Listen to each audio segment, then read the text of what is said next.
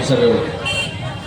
আপনারা সকলে অবগত আছেন, গতকালকে আমরা ঠিক এই সময়ে 7টার সময় আমরা এখানে একটা মিটিং করেছিলাম এবং আপনারা আমাদেরকে যে নির্দেশ পার্টির গত শুক্রবার, গত শনিবার এবং আজকে এই 3 দিনের যে কর্মসূচি আমাদের ছিল, তা মহিলারা আজকে শুধু আমাদের জঙ্গিপুর বিধানসভায় নয়, আজকে আমাদের বাংলার 294টি বিধানসভাতেই কিন্তু এই কর্মসূচি চলছে।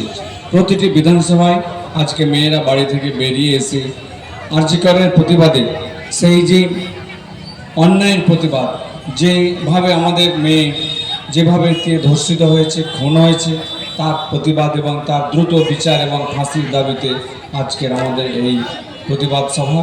এবং এই প্রতিবাদ সভা থেকে আমাদের বোনেরা সকলে যে দাবি জানিয়েছে যে অভিযুক্ত ব্যক্তিকে দ্রুত তাকে গ্রেপ্তার হোক, দ্রুত বিচার হোক এবং তার সর্বোচ্চ শাস্তি ফাঁসি, তার আমরা ফাঁসি চাই।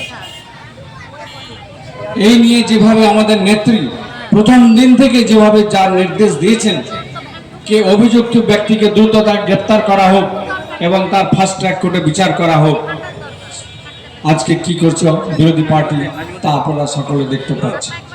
গত 27 তারিখে কিভাবে ছাত্র যুবর নাম নিয়ে একটি দল, পতাকাবিহীন একটি দল, তারা কিভাবে নবান্ন অভিযান করতে গিয়ে আমাদের রাজ্যের পুলিশকে তারা খুন জখম করেছে।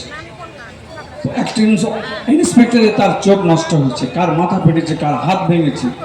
এইভাবে পুলিশরা আক্রান্ত হয়েও বাংলার মানুষের তারা পরিষেবা কিন্তু দিয়ে যাচ্ছেন। কাজেই আমাদের রাজ্য পুলিশকে আমরা ধন্যবাদ জানাই। এবং যেভাবে আরজি কর হাসপাতালে কেউ আমরা বেড়াতে যাই না, হাসপাতালে আমরা বিপদে যাই, আমরা অসুখ বিসুখ হলে যাই, সে হাসপাতালে গিয়ে যেভাবে ভাঙচুর করেছে, যেভাবে ইনস্ট্রুমেন্ট যন্ত্রপাতিকে ভাঙা হয়েছে, মূল্যবান ওষুধপত্রকে নষ্ট করে দেওয়া হয়েছে, আমরা তার ধিক্কার জানাই। যারা করেছে তাদের শাস্তিও চাই। কাজে আপনারা যেভাবে আমাদের নেত্রীকে সমর্থন করার জন্য যেভাবে আপনারা একত্রিত হয়েছেন, আমি সকলকে ধন্যবাদ জানাচ্ছি, কৃতজ্ঞতা জানাচ্ছি। আপনারা এইভাবে আগামী দিনেও ঐক্যবদ্ধ থেকে এই অন্যায়ের প্রতিবাদে আপনারা সামিল হবেন, আমি এই আশা সকলের কাছে রাখছি, আহ্বান রাখছি।